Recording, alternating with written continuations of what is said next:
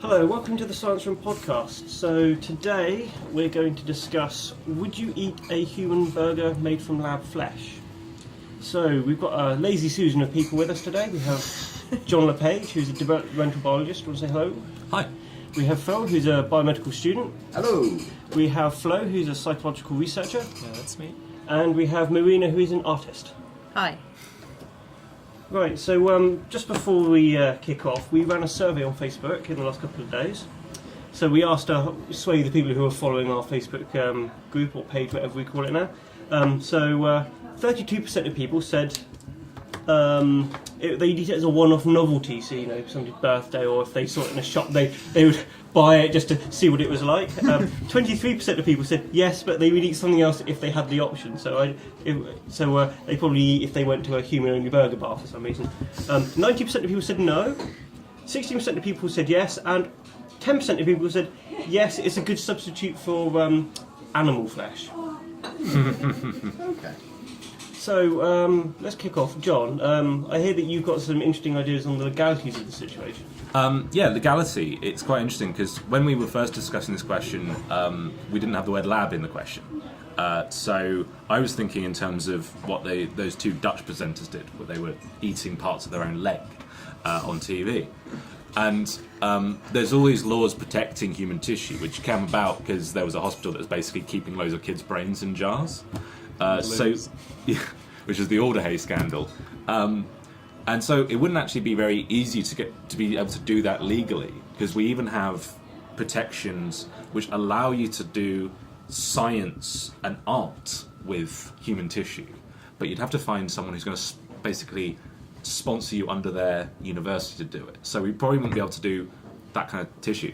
But when we talk about lab-grown, that's when it starts to get even creepier, because there's two types of cells you grow in a lab: primary and secondary. Primary is when if I take a bit out of you and put it in some tissue culture and grow it for a bit, it will die quite quickly, but you can do some useful things in the meantime. Often that comes from fetuses and from umbilical cords. So you'd have to have a farming procedure just to get those out there, which we do have. But personally, I don't want to eat loads of expanded foreskins, which is basically what we'd be talking about there. Now, when you talk about secondary and immortal cell lines, those are the ones where you can continuously have them growing. But the primary source of those is cancers, because cancers have the ability to grow in a completely sort of exponential fashion. So we harness that to get cells, but we'd be eating tumours, and even if it's a muscle tumour, that's not a very nice prospect. And, as Phil suggested, we have HeLa burgers. Well, HeLa, it comes from cervical cancer. And I don't think... I wouldn't eat a nicely prepared cervix at the best of times, let alone a human tumour one. So, Flo, John's bringing up about the psychological sort of people not wanting to eat it. So what are your thoughts on this? Well, it's a matter of framing, really. I mean, the way that John put it, it doesn't really sound appealing, eating tumors and cancer. But I think if you consider things, if you take an outsider's perspective, a lot of things that we eat are pretty disgusting. Like we take pigs' guts out and we eat them. If you consider that, depending on the culture, of course, that might be considered disgusting as well. So I think if we frame it right, if we market it right, it's a thing that people are interested in, that people are willing to eat as well. Our eating habits, there's some... we're omnivores, and we're really flexible in terms of our nutritional intake, so we can adapt to a lot of different diets, actually, and no matter what that is made from. And that all the cultures that eat all kinds of stuff that might be considered disgusting in other cultures shows this variety and flexibility that we're capable of. So are human burgers actually safe for eating? You bring up a variety of things we can eat. Are they viable? Are they a viable food source? I don't believe it would be safe. When we deal with any human tissue, you treat it as biosafety level 2, which means nobody's allowed in the room if they're not authorised. You've got extraction flow fans, because we can't be guaranteeing the safety. If it's coming directly from a person, one of the reasons why we don't eat humans is because every disease that can affect that person can affect us, which is something we don't have with pigs or cows. So if you're taking it out of a lot of people, you'd have to be doing rigorous screening, and we know we wouldn't be catching everything, because we're still discovering new viruses. And if you're taking it out of something which is immortalized, there are mutations which have happened to make that happen, and it's still rapidly mutating. We don't know what's in there. And the propensity for prion disease, which is the basis of the main cannibalism-based disease, Kuru, is it? Yeah, Kuru. Kuru, yeah. And which is, basically CJD, mad cow disease. The capacity for that to come about spontaneously in your lab-grown stuff is very high, I would imagine. But if we leave aside, the obvious safety problems, Phil, is it actually nutritionally balanced to eat humans or not? I mean, if we've managed to create some kind of ultra-safe burger that's been sterilised, that's been, zapped or something, that we've come up with technology to wipe disease out of it, is it safe to eat? Sorry. Is it if we eat it, Good are we going to to... eat. Is it good to eat? Yeah. I would say actually yes, in the context that broadly what you need to make muscle tissue, i.e. what you need to make the human body, is going to be present in muscle tissue, broadly. So, and it would be a reasonably good sort of energy source for endurance runners, because actually what happens for ultra-long marathon events is that the body stops burning sugar and it starts burning muscle tissue. So it would be quite a good fuel. The problem would be you'd be missing things like omega fatty acids, the famous things from fish oil. Humans are a really weird animal because we can't make everything we need out of the simple nutrients. We have to get all kinds of weird things like vitamin C. Only two or three species on Earth can't make their own vitamin C. You still need a balanced diet if you want. Yeah, exactly. So if you don't have enough vitamin C, you get scurvy, and famously, your wounds don't heal, your immune system shuts down, your teeth fall out. Vitamin D, apparently certain types of vitamin D can't be metabolised from eating only vegetarian food. Yeah, that's true. That's a very good point, Mara. So there are certain nutrients we couldn't get from human tissue, but for some people it would be quite a good component of their diet if you left out safety problems. So I suppose the next thing to ask is, as a potential consumer, would you actually buy these? If you saw these on the shelf in a supermarket, would you buy them? Would I? I was in the 19% who said no, because I'm a bit squeamish about meat anyway. Sort of borderline vegetarian. I have been vegan at one point. So from that standpoint, I probably wouldn't. But if somebody fed it to me and didn't tell me what it was, I'd probably be fine. But then this could open up a wider area. The reason why people tend to shun meat in their diets is because of the animal welfare and it's bad for the planet. But what happens if we eat lab-grown meat? We haven't got the animal welfare component in there. So would that change people? So whether it's human or not, what about lab-grown meat? And for me personally, I've got a certain squeamishness about meat in general, unless it's really processed normally. But ethics was as one of the main reasons why I wasn't eating meat before. So I don't know, kind of borderline. Yeah, it happens with a lot of vegetarians that if they decide to not eat meat for various reasons, for example animal cruelty, they're not they lose the habit of eating meat, and then they don't desire it as more. And even if it's sustainable meat, they still don't really crave it because it's not part of the usual diet. That might be a reason why a lot of people are okay, they could have an opinion that they don't want to eat the meat, even though it's sustainable, because they have not been eating it for a while. We should bear in mind when we talk about lab-grown meats, the technology at the current time is actually quite rudimentary, and we can do an awful lot of interesting things with cell culture, but the majority of these things are effectively growing one cell type into a shape. And we don't, what we consider to be meat is a muscle which is complex with many cell types, you've got connective tissue, you've got fat balances.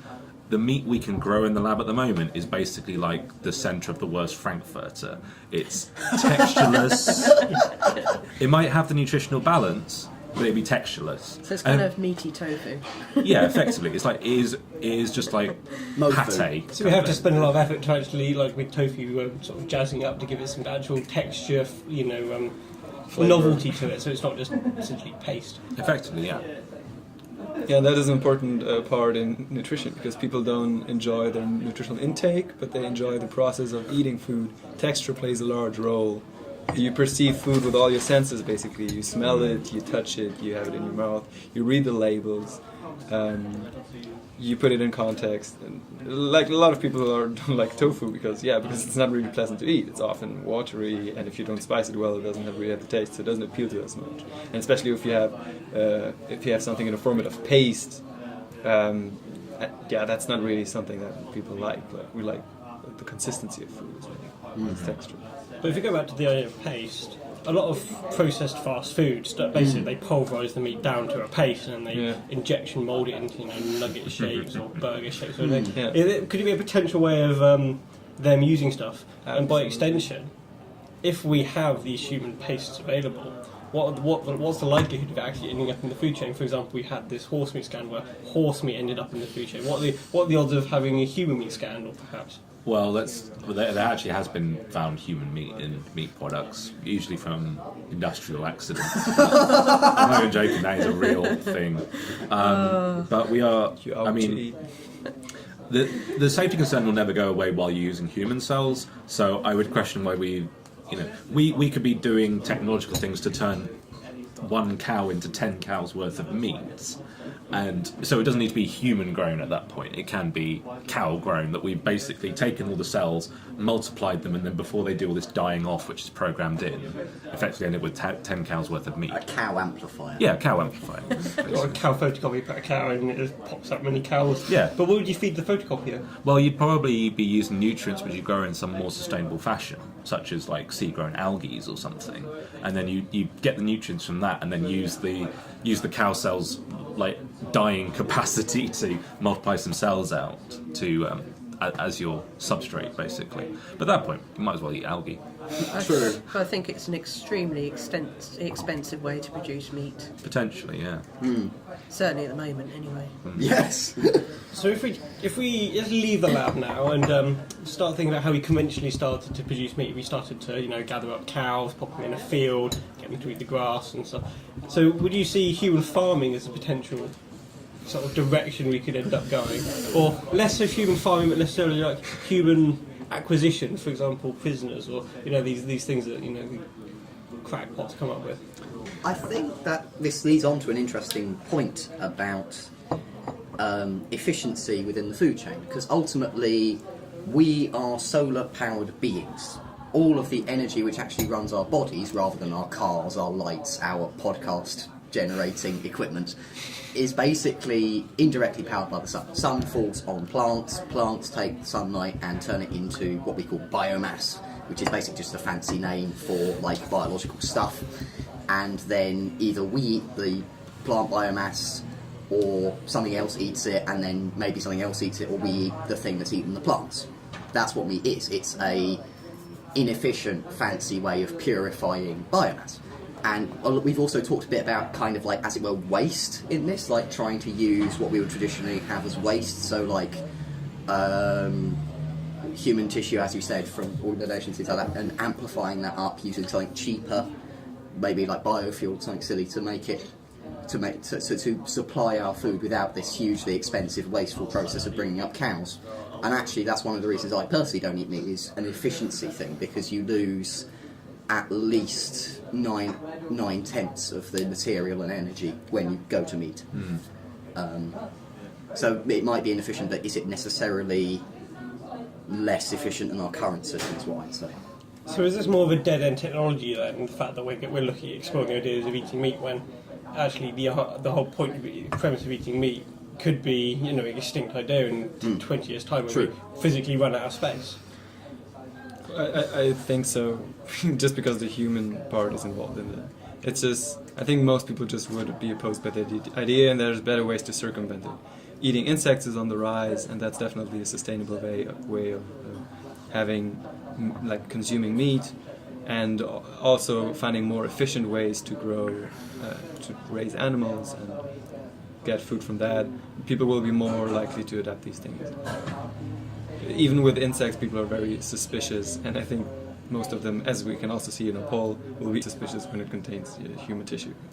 We consider insect eating on purely the grounds of like amino acids or whatever, Yeah. but there are compounds in insects which are actually revolting. So you get a lot of, I think there's a lot of nitrites in a lot of insects, particularly in like the chitins, which is what makes up their exoskeleton. Sort of the crunchy bit. Yeah, and so it's not simply. I mean, yeah, there is the definite revulsion component to it. People don't consider it pleasant or attractive, but also on a nutritional level, it is something which we kind of haven't evolved to consume, and there are things in it which are basically to dissuade us from consuming them. So it's not like a tasty steak necessarily. But the case that most of the pork products we eat are things like sausages, bacon, all the things that non-vegetarians say to vegetarians, don't you miss? Those things are chemically absolutely foul, especially once you've fried them in oil at very high temperatures. Like they're full of oxidised nitrogen, as you said. Yeah. They're full of weird aldehydes, just things that just sound disgusting. But they're dangerous but delicious. So, True. I mean, I'm not defending meat eating. I think that the best thing we could do for the planet is to stop eating meat. And I'm one of these people who's trying to remove as much meat and also to try and eat the byproducts. Like livers and kidneys are often not consumed by the people who eat the meat. And I consider it my duty as a meat eater to eat as much of the animal as possible. Eat the leftovers. Oh yeah, I'm a nose to tailor. So. Also, there can be, speaking on a purely sort of foodie level, there can be something very satisfying about eating a carcass as a carcass. This was in my old days as a meat eater. That used to be the thing I most enjoyed. It's a very, very base thing, and that's one of the reasons I'm glad I no longer eat meat. I personally count myself amongst the tradition in biologists, which is the gastronome club or something, Yes, which is yeah. to try and eat as the greatest variety of life on Earth as possible. So I've eaten things try from human. Well, I would try my own. Like if I ever had lost a foot, for example, I'd try a bit of the foot. And I do ride a motorcycle, so it is a possibility. But I've had kangaroo, alligator, ostrich. So I'm very much amongst that one-time novelty because I know I'm curious. Could this be extended to, as opposed to just different species, with its subsets? So we have a club of people who want to be. I want to try a working class coal miner. I want to try upper class toff. And compare the differences. And so I want to be somebody who's been grass fed or something. Or... Well, someone who's been an office worker would be more sedentary, so be tenderer and have a higher fat content, so they'd be a more interesting meat. And this is what we do to animals now. We actually make Human them veal. more sedentary. I think I'd like the. I thought you were going to say we make them work in offices. Yeah, the dark side of the cattle industry. Who do you think answers all your calls? I think I'd rather try like a runner's rib, real streaky, like very, very efficient muscle mass. But it'd be really, really chewy. Yeah, that's true. This is the problem with animals that work. Biltong? Yeah. I think this is you just make it, you Yeah. smoke it, you make it almost fall off the rib. Yeah, this is starting to get a bit disturbing, isn't it? If you can find someone who gives you consent and a university that will sign it off as an art project, as far as the law is concerned, you can get away with that. Yeah. So if you go back to art, Marina, as an artist, would you consider doing this? The dubious ethics. I don't know. There was that German doctor, wasn't there? I can't remember his name now. These Dutch Good von Hagens. Oh, that's right, yes. I suppose if there was consent, but it's still a bit dubious. There is an artist based in Southampton who makes art out of people doing the DNA swab and then doing the GCSE sign. The cell swab thing. Yeah, so you get they extract the DNA and it's dyed purple and they put it on a slide, and she made its art out of those. And she was the resident artist at Southampton Medical School, Pauline Pratt.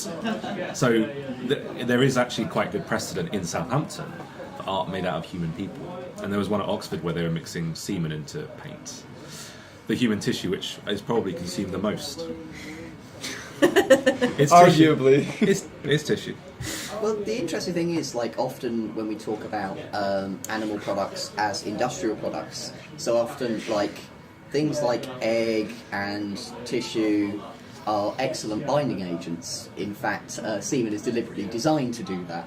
So, speaking... Evolved. Yeah. Okay, yeah. There wasn't a design committee said, right, we need to design something that combines stuff together. They tick all the boxes. Like, well, there we go. That's our product. Well, maybe third generation with modern sequence-guided agriculture. You never know. So Jamal's waving me to finish up. So I'm going to put this final question out to you.